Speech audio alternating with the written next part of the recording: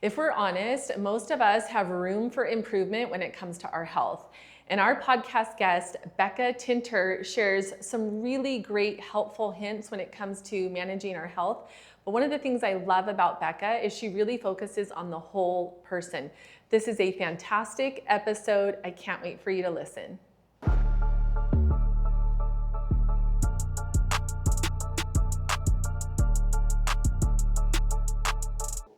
Well, welcome to episode 104 of The Real Deal. And our guest today is Bekah Tinter. And Bekah is a health coach, an entrepreneur, and a leadership mentor who has spent more than a decade helping people transform their health and their lives. And we're going to dig into your story. Thanks, Bekah, for being with us. Thank you for having me. Yeah, this will be super fun. So tell us, we want to know, we always love knowing, where did you grow up? How did you get to Arizona? Maybe you lived here forever. Tell us your story. Well, I'm actually a Phoenician by birth, so I was born here, lived here till I was 7, and then my dad went into federal law enforcement, and when he went in the FBI, then we were transferred to Oregon, where we lived briefly, and then after that he was sent to a big city called, Cleveland, which I'm sure you've heard of. So I ended up in Ohio for 12 years, and that's where I met my husband. And then after we got engaged, we ended up back in Oregon to go to college, and then we lived all over the place with the military, and finally, after living in Oregon for 10 years, we were like, what are we doing here? The weather's horrible, politics questionable. And so we looked around for a new place to arrive, and Arizona was it, and we love it. We've been here for 10 years, and I don't think we're ever leaving. That's awesome. Yeah. I feel the same way. Coming from California, I love it. Same. It's so great, and it's beautiful and great weather and all of that. The people, right? Entrepreneurialism. I just feel like the vibe here is very different. So. Yeah.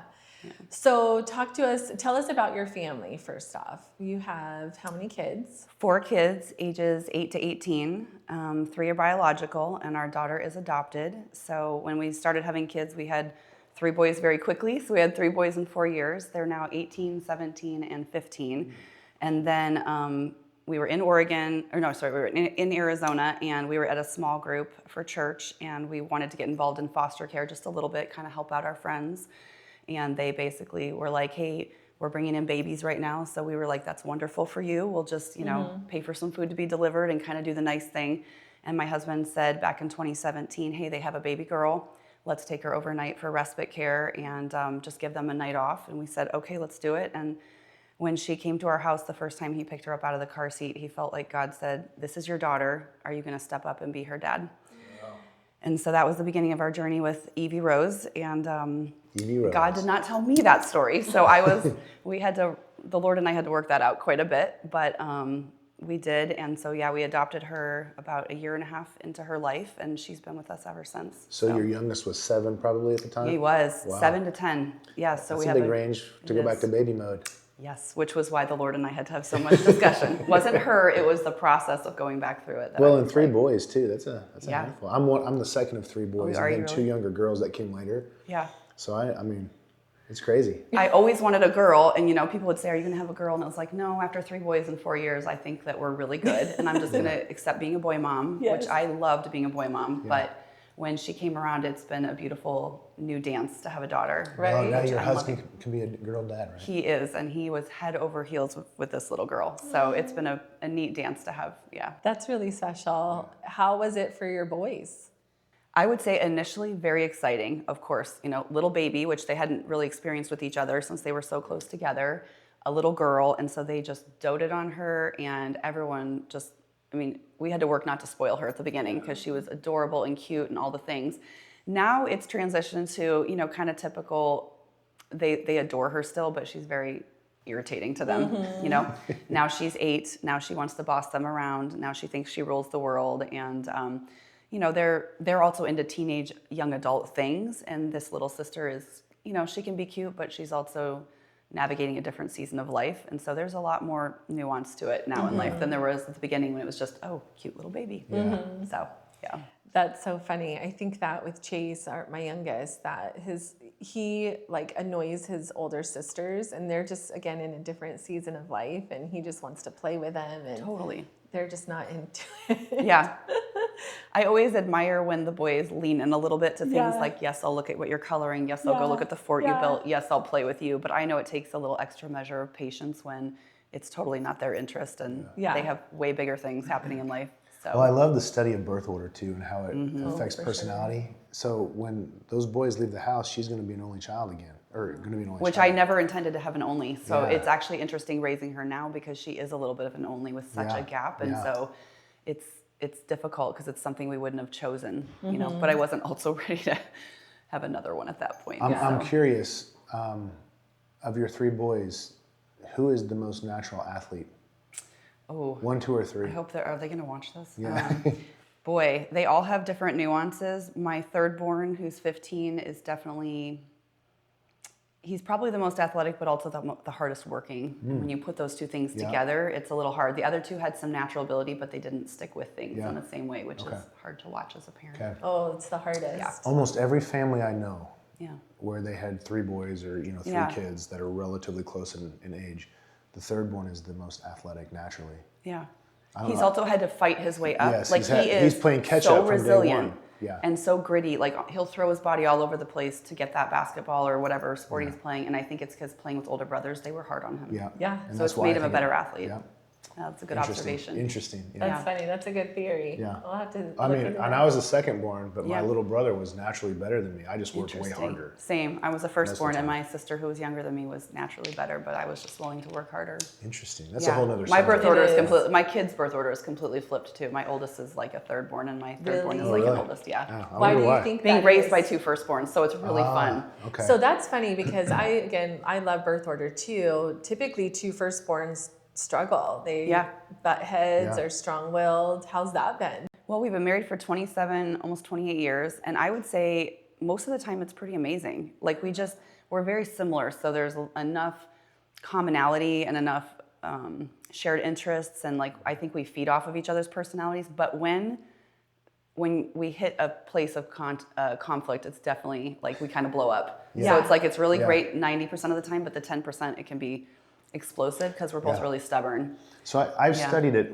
in kids more. Yeah. Like unofficially just read things and just been interested in it, but the marriage piece is a whole other thing. Oh yeah. Because I'm second married to a third, Right. and you're one married Oldest to youngest. Yeah. Yeah. Which is tends to be good. Middles can marry any, old because they're like easygoing. They are very easygoing. Although funny, my middle is like she's very like me, very Really? opinionated and knows what she wants. And yeah, so it's just, I love it. I do think there's true. I even like with my clients will kind of want to know their birth order because it'll kind of help me. Yeah. I could totally see that you're a firstborn. So It threw us off to have a firstborn child that was not like us though. Yeah. Like that was probably one of our first parenting challenges was like, oh my gosh, he's not on time. He's not organized. His executive functioning doesn't work the way ours does. And so everything felt really hard. He felt like 3 kids in one. Yeah. And now our third born who's tidy and on time and organized, we're like, we understand you. We don't love you more, but we understand you. Well, they say So- that you're hardest on your child that is your same birth order. And I feel that. I was the hardest on my oldest. She was also the hardest for us. So it kind of made sense. Yeah. Interesting. We didn't have the experience of marrying, the opposite or anything. Right. We Yeah. kind of married so similarly that it's funny at times. That is so funny. Yeah. So, and even more similar, you guys work together.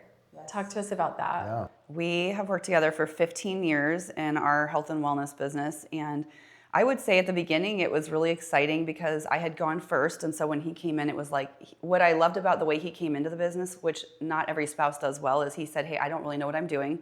Teach me what you know. And so it gave me a chance to just share the skill sets, and then he brought in his talents, and then we kind of would work that out together. We built our first office, was like a desk like this, side by side, and we were like, we're gonna work next to each other. It's gonna be so amazing. And then we're like, no, we can't do that. Like we're on the phone, we're on Zooms, this isn't really gonna work. We've had desks opposite each other. Now we have desks or offices in 2 separate spaces next to each other. I think it's been a beautiful dance, and it's been mostly really good. We're transitioning into a new phase, which I don't even know if you know about, where my husband felt completely called by God to buy and start a manufacturing business. So he just did that this last month. And so I have taken all of our business on myself, which is different. I think initially I had to kind of mourn that season of like, oh, we've been doing this together for 15 years. It's our thing. And it's actually, as I've worked it through, it's been almost a little bit easier now because I don't have the same maybe the same governors or the same limitations, because I'm just not having to have conversations about every single thing. In the same way, I have a lot more autonomy. So I'm making decisions faster, maybe not better, but faster. And yet he's still there as a guide, a counselor, a mentor, and we share the same passion. We've built our same mission together. So it's been really amazing. So did you guys do, when he was in the business fully, did you do the same thing just with different people, or did you have different roles? Both and, yes. So we both coached our clients. We had separate clients. We coached our client pool. We both worked with our coaching team. We just divided and conquered based on skill set or relationship. But then he was much more the numbers spreadsheet guy. That's not my jam. So that is another area I'm having to learn. I was more on like creating training and the relationship side of things. So I would say we were able to run in our own lanes. And that was the other magic, is like neither of us forced each other to have to do. We had some rub at different times. I'm much more of a people pleaser. You know, I want to go to all the events. I want to do all the things. And he's got hard boundaries. And so he's like, no, I'm not doing that. And no, I'm not going there. And so we've had to work through some of those things. But he also kept us regulated, maybe in a way where I might not have. So I want to know what led you into this business. Like, how many ever years ago, what made you say, this is what I want to do? Again, pretty much a God thing.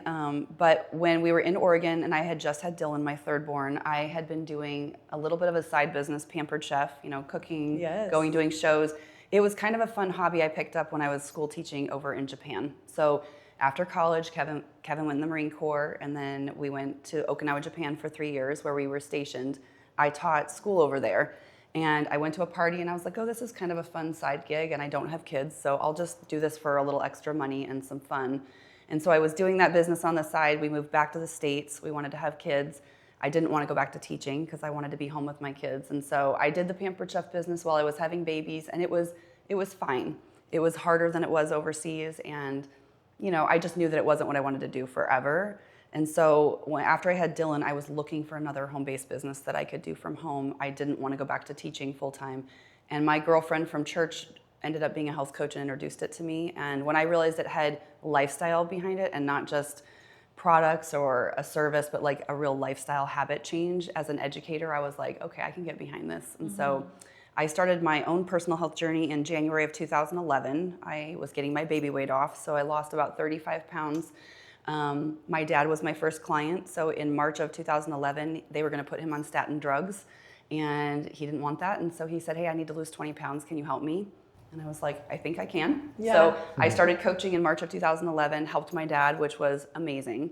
And the way I like to explain it is, you know, when you help someone get healthy or in other areas, you don't really know what the future is going to hold, of course. And so what I didn't know is in 2020, when some of my little boys, they were 3, 2, and 2 months when I started coaching, but when they hit the teenage years, they were going to go sideways a little bit. It was going to be a really hard season for us. And what caught me later on was, as we're navigating this hard season with my oldest, my dad was there for them, and he was over there shooting hoops, and he was praying with them, and he was coming over late at night, and he was engaging with them.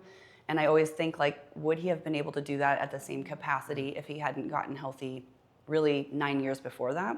And then now my dad, he recently got diagnosed with Parkinson's in the last 2 years. And, you know, it's not a pretty disease. It's hard to watch, but he still plays 2 or 3 hours of pickleball every day. He eats healthy. He's got great habits that he's kept for basically 15 years. And I think that's probably given him a better health span, not just lifespan. So I'm really grateful. Yeah, Awesome. That's amazing. I've heard it said that you taking care of yourself and being healthy is one of the most unselfish things that you can do, because the benefits for those that are around you. And I know, as a daughter of a mom, that I have to take care of because she had a stroke at such a young age and can't do the things that she, you know, people her age typically are able to do, and how it's impacted us and how hard that's been. Yeah. So to think about, you know, my husband and I talk about this, like, to take care of ourselves so that we can allow our kids to not have that burden for as long as possible, right? It is such a gift. And to your spouse too. Agreed. And we talk about the fact that I don't think there's anything in life that isn't improved by you being healthier. But there are many things that are hampered in life when you're not healthy. And you just don't know what's coming around the corner. So if you can put yourself in the best position with your habits, with your nutrition, with your fitness, and with your sleep and all those things, then whatever comes your way, you're at least going to be able to deal with it in a better fashion than and otherwise. I was just listening to a podcast this morning, and we've all heard this, that exercise is like 6 times more beneficial than taking antidepressant drugs.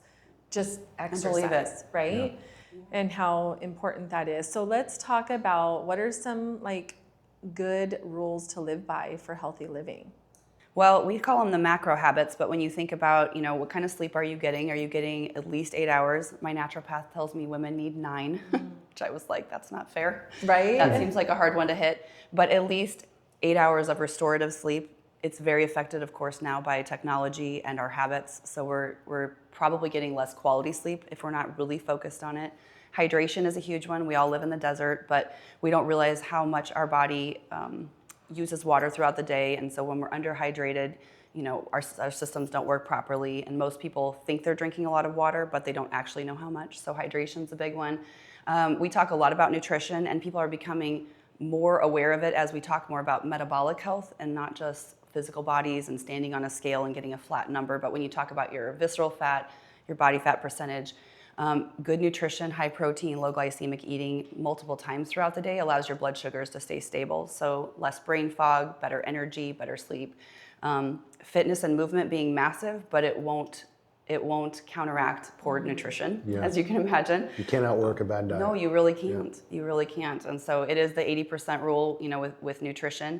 And then the other pieces that we work on are even just mental and emotional and spiritual health, because you can work out like a crazy person and you might eat really well, but if you don't have good alignment in your relationships, that creates all kinds of stress for you. And so I like to keep close accounts in all those areas, kind of like with fitness and finances and health. It's like if I'm checking in with myself and the people around me regularly, then I can try to course correct more quickly. So what does that look like, to check in with yourself? What does that look like? Well, physically, it would mean like stepping on the scale once a week and just getting a good look at what my body's doing from week to week and making sure my nutrition is supporting my goals. It's taking an assessment, honestly, of what the quality of sleep is like, not just the length of it, but do I feel restored? Am I getting enough sleep? Are my habits supporting good sleep? Relationally, I think the fact that we try to date our kids once a month, so we take each kid out on an individual date. We call it a det now because they didn't like the word date as they got older. But both of you go with one? So we have it rotating, and it's something we started a lot of years ago. So like, for example, I'll take my oldest out, Kevin will take the middle out, I take the youngest out, Kevin takes, we rotate. You just rotate, yep. And so we did that for a while just to make sure we could actually keep up with it. And we put it on the calendar. It's once a month. It's just an individual det, deep emotional bonding time is what we call it. Yeah. But then we realized deep that emotional bonding time. Yeah, okay. It's just a joke instead of saying date. Yeah. But we realized most kids in a family don't get time with both parents at the same time. So we also created a flow where once a quarter we take one kid out for a double det. And so then they get both of us parents. So what are some things that you guys do on these dates? We'll usually ask the kids. I mean, sometimes it's a unique activity like taking Evie to a play in downtown Gilbert. Sometimes it's just going to dinner where we do like a really casual dinner for the single date, but we take them to a nicer place for the double det. Sometimes it's throwing a football at a park and then going to get something to eat. So it doesn't have to always be around food, but it's usually around a meal so that we can have talk time. We'll bring games sometimes. And the other thing is we have our kids do yearly goals, just really simple goals. But what we like to do is every quarter bring that goal sheet back out again and say, hey, how are you doing? Because again, most of us set intentions at the beginning of the year, and by the end of the year, we have no idea whether we're on course or not. So the quarterly check-ins make it more doable. January 17th, they say, is the date that New Year's resolutions fall apart. Isn't that sad? That's the day. Yeah. So give us an idea of like some of the yearly goals that your kids have had.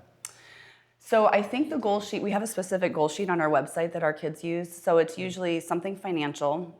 So they'll have an amount of money they want to save or something. It'll be experiences they want to try, which I always love that one. It'll be like, I want to try eating octopus, or I want to, try skiing, or, some type of new skill set. It'll be something they want to improve on, usually around sports for Dylan. It'll be something they learned from the past year, which is also fun to read. Sometimes it'll be like, I learned my parents were serious about certain boundaries. Mm-hmm. Something they're proud of. I don't remember all the questions, but basically it moves through those different metrics. And then the goals are usually just, again, something financial, something physical that they want to improve. that might be the only, we kept it pretty simple for kids. Like we have a whole packet that Kevin and I work through, but for the kids, it's a one sheet. So you just said that you and Kevin work through your own. What does that look like for you guys? Thank you for watching the episode. You know, our podcast is called The Real Deal, where real estate meets real life. And I love sharing these real life stories, but we are also in the real estate business. And so if you have any real estate needs, maybe you're thinking about buying or selling or wanting to invest in real estate, we would love to help you. So ideally, and I'm going to say that because everybody gives great ideas until you have one of those years where it doesn't all work out the same. But normally, Kevin and I get away together and we do a quarterly retreat. So we try to go away every quarter, usually just somewhere in Scottsdale. And our goal is that when we're at the retreat for one quarter, we set the retreat for the next quarter. Because when we don't, it doesn't happen. Yes. So this past season, we've had some things going on with one of our kids that's been really hard. And that's kind of changed the dynamics. But in our normal everyday life, fourth quarter, we would actually take our Design Your Life packet that we've created and we've used with other people, and we'll go through and just get away for a week and we'll work through. And it's a reflection of the year that you're finishing, and then it's setting your intentions for the year ahead. So what time of the year do you do this? We usually do it around November. Okay. We like to do it fourth quarter. Which is good for planning for the next year. Yes, like so we're not behind the power curve when it comes to starting a new season of life and business. And the questionnaire covers everything from like business goals to family. You know, what did we do well? What would we do differently? Who do we want to spend more time with? Who do we want to spend less time with? So it kind of covers physical, relational, financial, all of those goals. Yeah, my husband and I do that too, and probably not to the extent that you do, so you could probably teach us. But I love when I've been able to look back at years past, things that we had written down and where we are now. And there's so much power in simply writing it down. Like if you do nothing else and you just write it down, you're 10 steps ahead. I know they've done studies on college students that write down their goals versus the ones that don't. And the ones that just simply wrote them down achieved at a higher success rate than those that didn't. Well, so that's really powerful. And I would even say just actually thinking about it, because you're living your life with intention. I think most people just let life happen. And they look back and like, where did it go? So just thinking about it. For sure. And having some goals and like, where do I want to be? Oh, yeah. You know? John Maxwell says most people choose to accept their life versus lead their life. And so that's kind of a principle that we talk about lifestyle design for that reason. Like we can't control everything. We're not God. We're not trying to be. But what we're saying is it's a stewardship principle for us. We get one life. And so if we let the days go by and we don't have intention and we're not clear, we don't want to get to the end of a year and be like, well, we nailed it, accidentally, or we missed some things. And so the other thing is we take that packet with us quarterly when we get together, because again, the way we start our year might not be anywhere close to how we end it, especially with kids. Lots of things can happen. Sometimes we need to change our goals, adjust them. Sometimes we hit them already, and so we need to reset them. And other times it's like, okay, something happened with a child here that interrupted our expectations, and we're going to reset because we know what's most important to us. So I want to talk about that, Bekah, because that's something that you and I kind of connected on, was having a struggle with a child, significant struggle. Talk to us about that, and maybe what are some of the things that you learned through that? Wow. Parenting is the hardest and most rewarding thing I've ever done. And so I will say I've learned I have to hold my children much more loosely as a type A firstborn. Yes. You have all these intentions, and I think your intentions are good. And because we're intentional parents, we're raising them specifically with values and with investment of time and energy to help to have a good outcome. And all of that's very important, but they're still going to make their own decisions. And so I think that what we've had to do is we've had to learn how to be more flexible, completely rely on Jesus for all of the things. And as we encountered a challenge with one of our kids that's still in the middle of it, we had to do literally the hardest thing we've ever done, which is to have him go somewhere else for a season and live away from us. And we progressively worked towards that. It wasn't like we just made that decision quickly, but I think we did something that most parents talk about or would threaten but wouldn't actually do. And it was the hardest thing I can imagine, one of the hardest things I can imagine. But I know that it was the right decision, and now we see the progress. So what did I learn? Lots of things. It was very humbling, especially being from a Christian school environment. I think when my kids were starting at the school, it's not the truth, but it felt like everyone else had it all together, and it was a very perfect environment. So churches in general. Oh, very much so. And so you're like, how do I even, no one can relate to me. They're telling stories about my kids that aren't true. I felt judged accidentally probably from that. And now, having walked through it and met more parents that look like they have it all together, but are walking through the same things, it's like we all have our stuff.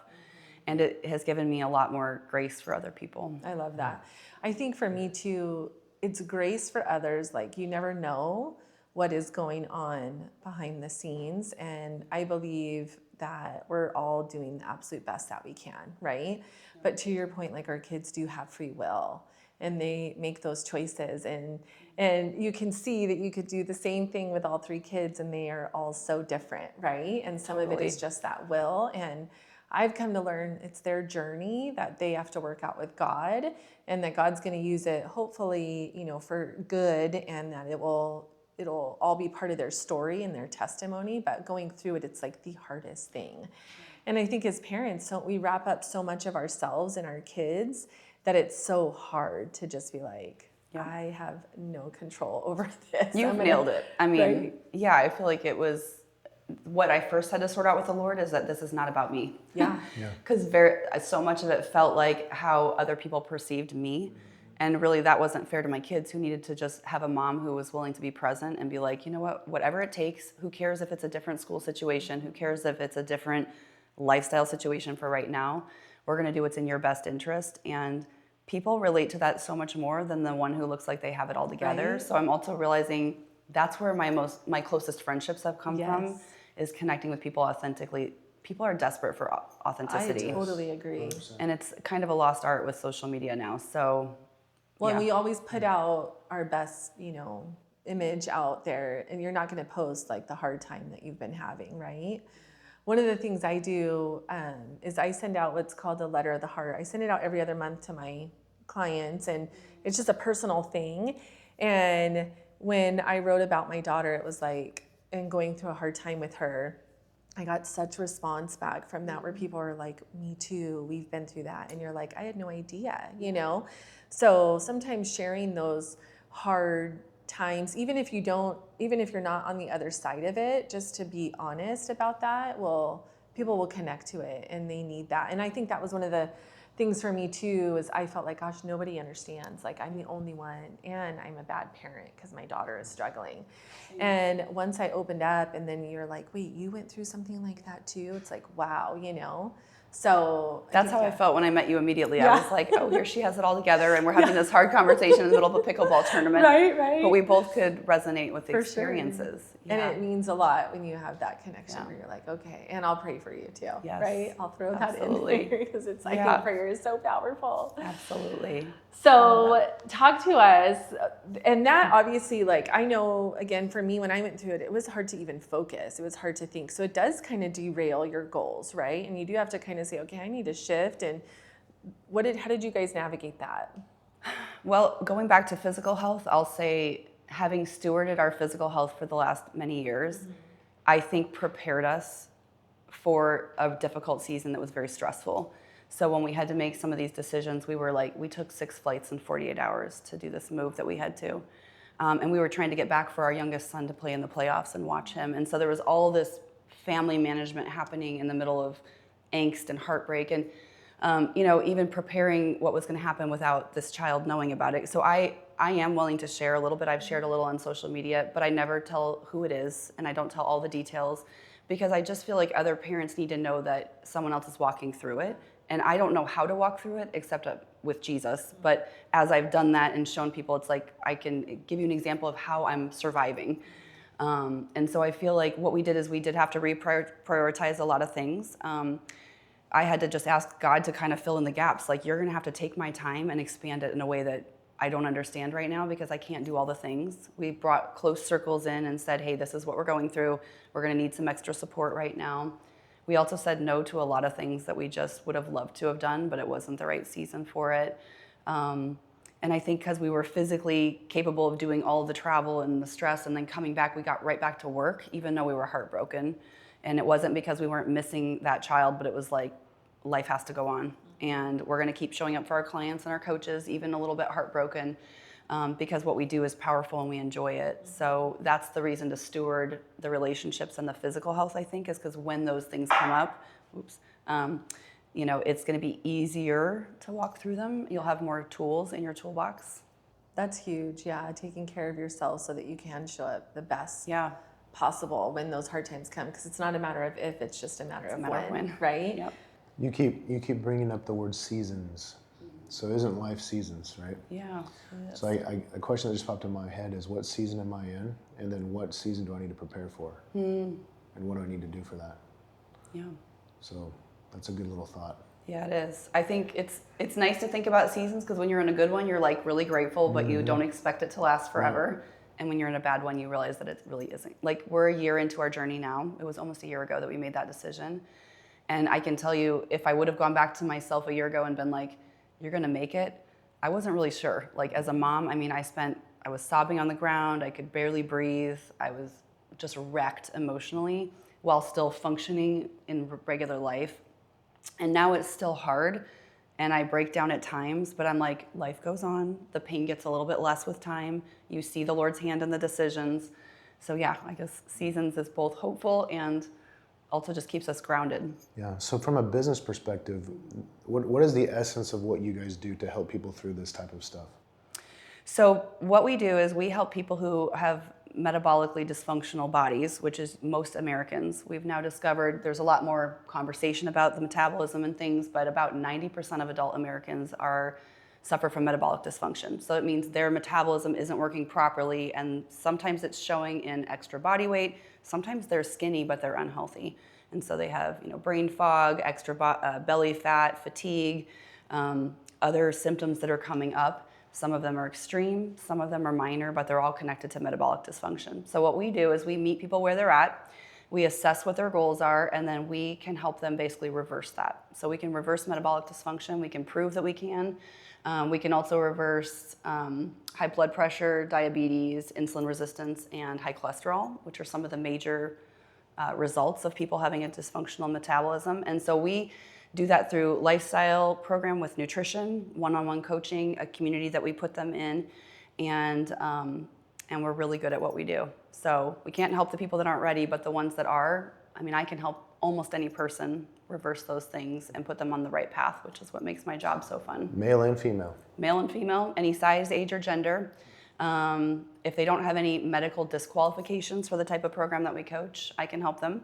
And then what we do on a bigger scale is we train coaches to do the same thing. So we basically have coaches all over the country that do what we do. And so once we've helped people, then they often want to help their own friends and family, and we train them how to do that from their own home. So this is more than just hormonal imbalances and minerals and nutrients. It's how to build a fitness program and those types of things as well? More even nutrition. So we don't deal with the fitness side of it. We can guide on the fitness side and recommend things, and we have tools, but we can send you to a trainer to get that side of things. We deal with nutrition because everyone eats. So if we were working on the fitness side only, you have the people that don't like the gym, the people that are afraid of the gym, and the people that can't go work out right now for an injury or whatever reason, but everyone eats. So we start there. And we get the nutrition part figured out, and then once we have people in the right direction, we can add the movement in, or if they're already exercising, we can work along with that. And so that's what makes our job so fun, is there's almost no one that I can't help. Yeah. So go ahead. What would you say is like the most common struggle? And do you see that it's not just, oh, I eat too much. There's often like things that are connected to that, like almost emotional things. So what would you say? So there's things that are outside of what we're good at, and that would be people who need like additional counseling for, a food disorder, or when they're dealing with some of the emotional things. We'll deal with that in the lifestyle piece, but they might need help outside of what we can do. And we're pretty clear about what our role is and what our role is not, which is great. And then obviously as their bodies get healthier, everything else falls in line, almost always. I have people that tell me, my house is cleaner, my finances are in better order. The things that they're fighting against are, we live in an obesogenic society. So people make over 200 food decisions a day. We don't realize it, but every time, we look at a box of donuts and we look at a coffee shop, and we're making all of these food decisions, and it's exhausting. So I would have told you in the past, it's poor food habits, like not having good nutritional food and then also potentially eating too much. Now it could be eating too little because of the GLP-1 shots and how those have changed the market. So many of them are using those shots, but they don't have the nutrition piece figured out. They're not exercising. Their body's cannibalizing muscle. So I can help people before they get to that spot, while they're on them if they choose to use them, or after they get off. And most people they're burnt out. I was just talking to friends yesterday in our small group, and they're like, we eat out all the time because our kids are at sports and all we do is grab fast food. So we solve that by making healthy macro balanced nutrition easy for them, and then teaching them to make their healthy food, but in much smaller, like we're not having them meal prep all day long. We're making it really simple for them. And we're giving them results. So they're more inspired to keep going because they see their bodies changing right in front of them. So speaking of results, like, can you share an example of like an awesome transformation that you saw? I could give you probably hundreds, but one of my favorite ones is I have a lady she's 71. You wouldn't know it looking at her. And she came to me in the fall and said, hey, she was very petite, a lot of belly fat. And she said, hey, I'm tired. I'm raising this little girl and I need some help. So I helped her get healthy, reduced her visceral fat, body fat percentage, everything's in the healthy range. She had been someone who didn't do a lot of exercise either. She just had, decent eating habits, but it had caught up with her. And so not only did she lose the belly fat, get her metabolism regulated, but then she's started to work out, lift weights at 71, where she really needs it. What I love about her story is the little girl that she's interacting with is actually her daughter. So she has adopted like a grand niece or something. And so here she is raising an 8-year-old just like I am at 71. And so she absolutely needs to be a healthier version of herself. Another mom that I'm working with in the area in Gilbert, she had a baby about 1.5 years ago, and she hasn't had the energy to even really get off the couch. And so she took her daughter to the park for the first time last week and literally watched her go down the slide, played with her. And that's what we've accomplished in about 6 weeks together. So it's obviously what shows up metabolically on a scale and in clothing and how someone looks, but it's more of how it impacts their life and the relationships that they get. Awesome. That's one of the things that I really love about you, Bekah, is you really care. And obviously I've gotten to learn more about you through our group, but you care about the whole person. And I love so much about everything. Every time you've shared, I'm like frantically taking so much notes and then coming back and sharing it with my team or my family or whatever. Where did that come from? Probably just growing up in life. I think before I had this business, both Kevin and I, my husband, would say we didn't do a lot of personal development. Like when I was a teacher, he was a cop, or he was in the military. Personal development wasn't really spoken about or trained to. I think when you're entrepreneurial, you naturally have to do personal development or you will not make it. Mm-hmm. So we've just been students of how to grow ourselves in the last 15 years. Again, a lot shaped by our faith in the Lord and the people we do life with. We're really careful about who we spend time with now. So most of the people we spend time with are people I think that will sharpen us instead of dull us. And we've made 1 million mistakes. And so that's part of it too is, do you make mistakes and keep moving forward, or do you make mistakes and quit? And we're just willing to, I made a huge leadership mistake like last week with some people I was interacting with and how I handled a situation. And it was humbling. And it was like, man, what can I do? I can own up to it. I can apologize. I can learn from it. I'm a better leader this week than I was last week. Mm-hmm. So, it's a work in progress. I love it. I love it. What should we have asked you that we didn't ask you? Man, you asked me so many good questions. I don't know if I can think of anything else.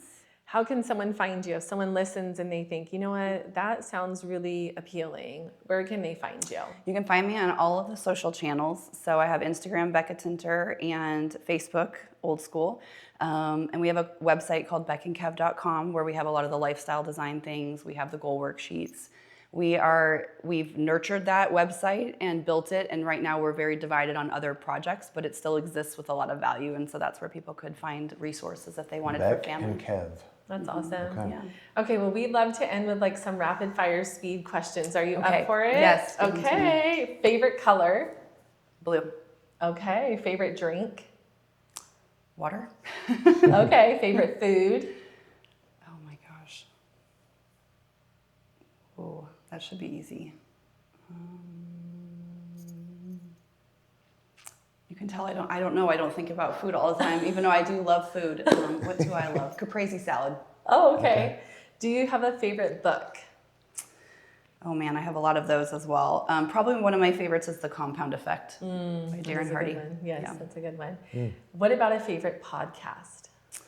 Man, I've also cut my teeth on a lot of podcasts, probably for business, EntreLeadership, or for family, focus on the family. I love both of those. Yeah. We're so similar. I listen to those all the time.